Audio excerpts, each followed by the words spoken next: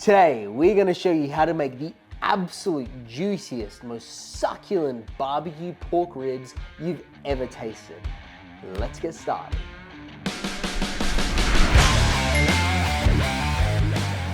To make delicious, smoky barbecue. Starting again.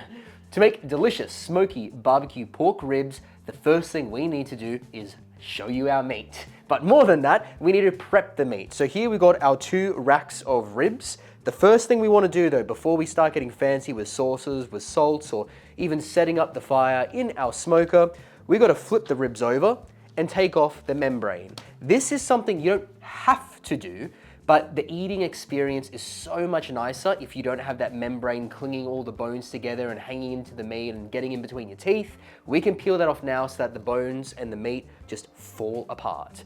Let's start with that, shall we?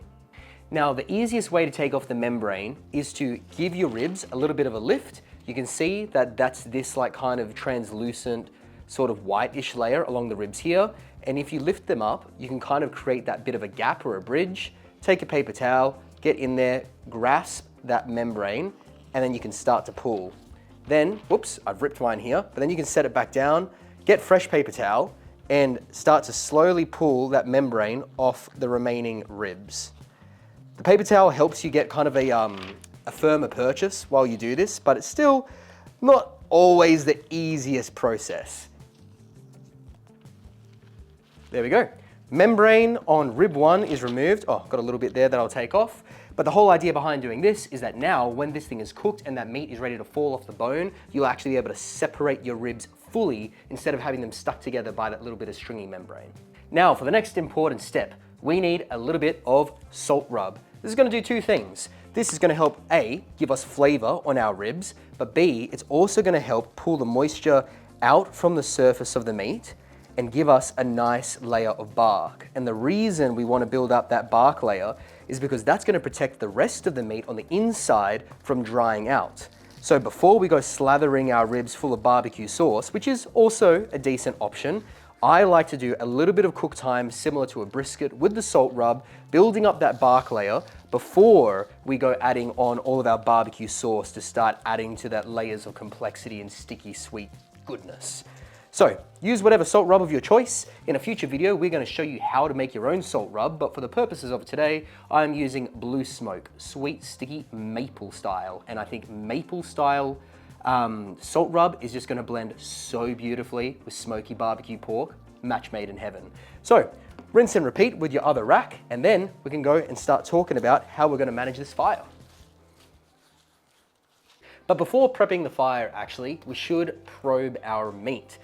You can use, old wives' tricks and, your nonna's recipes and all that kind of stuff to judge when meat is cooked. But honestly, there is no supplement for just using actual temperature probes. These ones here are quite fancy. They're wireless, they're by Inkbird, but any good meat temperature probe is going to do the trick. We are going to do a full review on Inkbird products in one of the upcoming videos and talking you through how this particular one right here works. But essentially, these are wireless probes that connect to the device that also connect to my phone, so I got live readings of the temperature at any given moment in time. Now, I'm gonna stick this between our ribs. Let's go between the nice thick bit right here.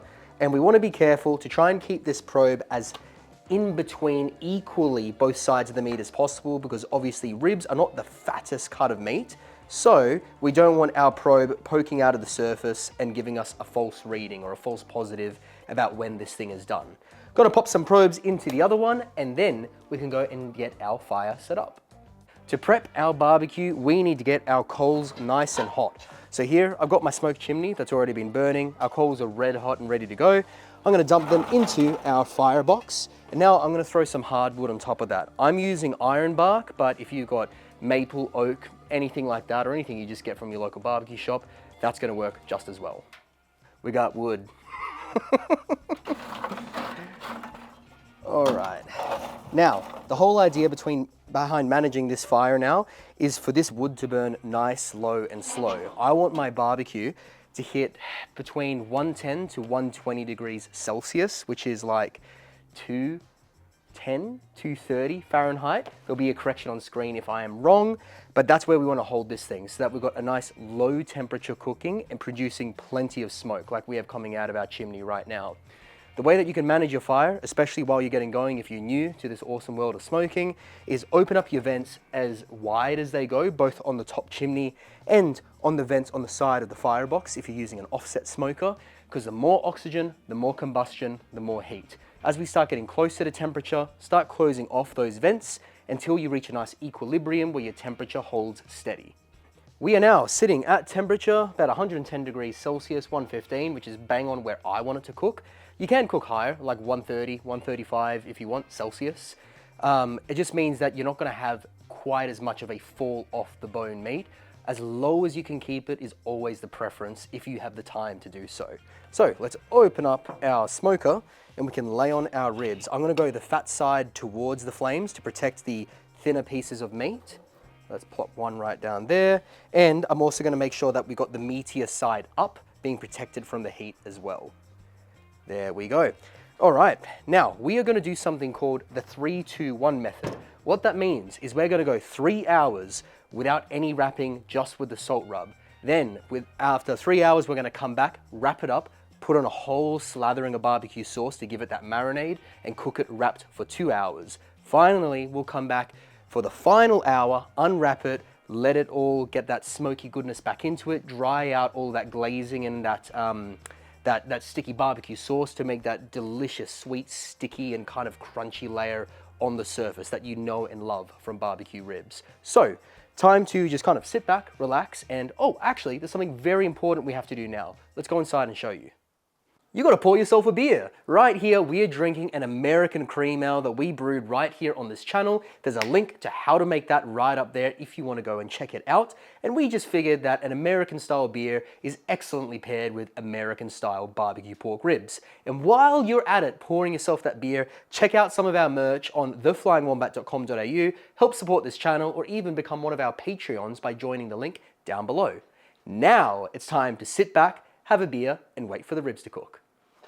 It's now been 3 hours of smoking without the wrap, so it's time to take off our ribs, which are looking beautiful by the way, and wrap them up with some good old barbecue sauce. Let's take them inside and get started.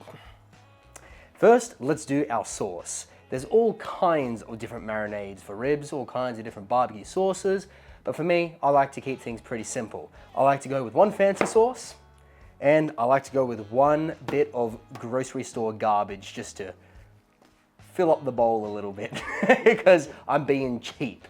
But if you want to go all fancy sauce all the way, by all means do so. For this part, honestly, it's pretty simple. I need to take the thing off.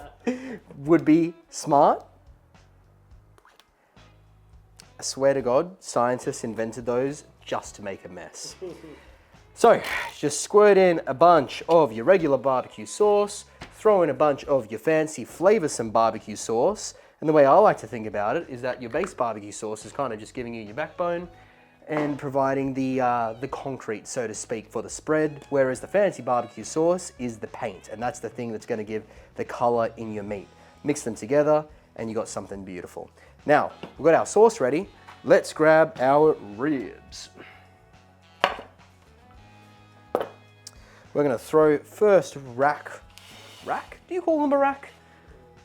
We're calling them a rack now. We're gonna throw our first rack of ribs onto the paper here, and we're gonna give it a good layering of barbecue sauce. Now, this is not the only time we're gonna do this. We are going to layer our ribs with barbecue sauce a couple of times whilst they're wrapped.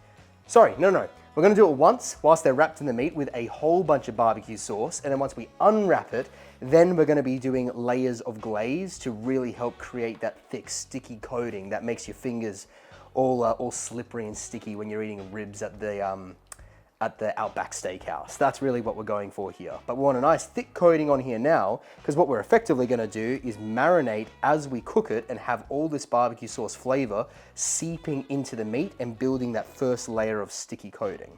All right, I'm being sloppy with this because I'm hungry and I wanna eat. But, you know, you do you. And layer on the back. Now the ribs are coated, it's time to wrap. If I was being really smart about this, I would take out those probes so they're not sticking out the end. but I'm being lazy, so I'm just gonna go ahead and leave them in. But if you're gonna do this at home, probably take them out and then stick them back in properly. Now I'm gonna fold over the top side, fold over the bottom side, and like any man that doesn't know how to wrap a Christmas present, I never really know how to wrap my meat. Well, I guess I do, I don't have kids yet.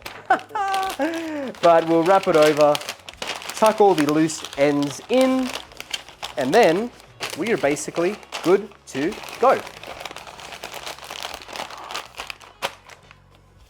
I realized, like I said before, don't know how to wrap my meat.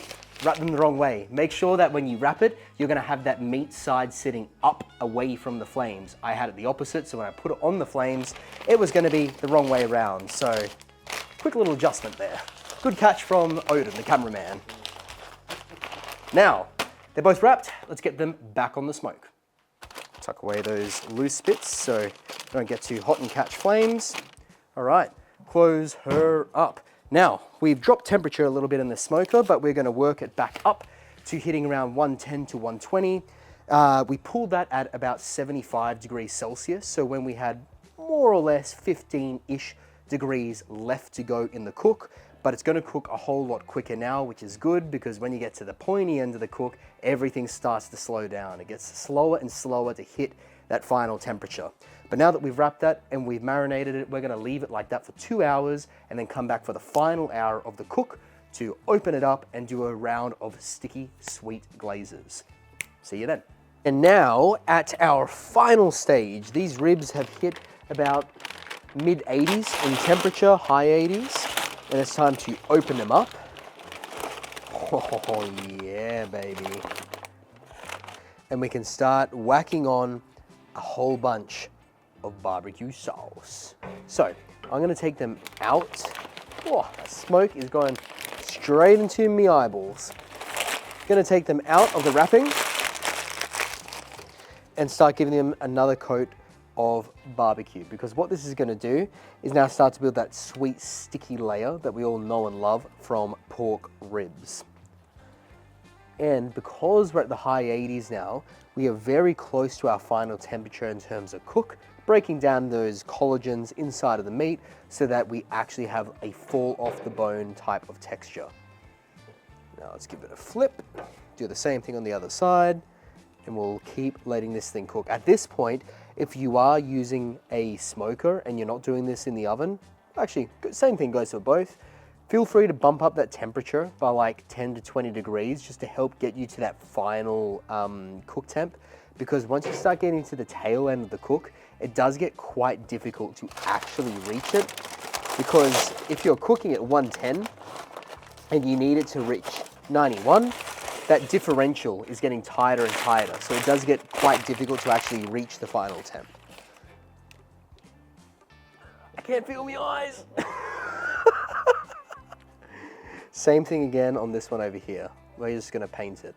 Now, we're gonna rinse and repeat this step that we're doing right now over, let's say every 20 minutes or so, we wanna do another coating. Is I wanna get 2 to 3 coatings on this now that we're getting close to our final temperature, and that's just gonna help build our final character and sticky, sweet texture on the surface of our ribs.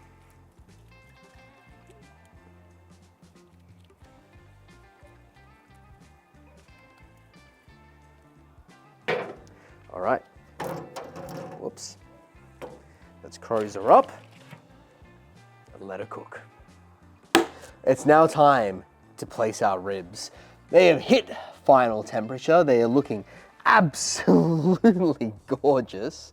So let's take them off the barbie while I burn out my corneas for you all. Take them inside and go in for our cut. They look absolutely delightful. Let's do it. This is weirdly sexual.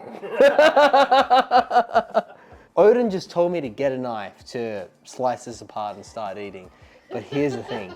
When you've done your ribs right, you don't need a knife. Oh. That is what your ribs should look like. They should be falling apart, tender, juicy, delicious. Oh my gosh, so good.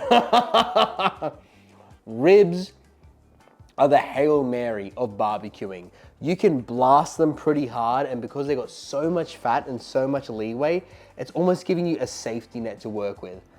So, if you're gonna make some ribs like this, follow the instructions, but just know you can take this with a grain of salt because there's temperatures to target, but if you follow 3-2-1 recipe, 3 hours wrapped, 3 hours unwrapped, 2 hours wrapped, 1 hour unwrapped again, you're basically always gonna hit it when you're working with barbecue pork ribs, as long as you're maintaining a steady temperature on the barbecue. So thank you very much to our Patreons that are gonna show up on our screen over there. You guys are the people that support us day in, day out to make these ridiculous videos where we do the stuff that we love to do, but for some reason people on YouTube love to watch it. So thank you very, very much, Patreons. And for the rest of you, if you have another barbecue element, recipe, meat that you want us to work with, let us know, drop a comment down below and we'll throw that into the rotation for the next barbecue recipe on Flying Wombat TV. Thank you very much everyone, and we'll catch you next time. Cheers.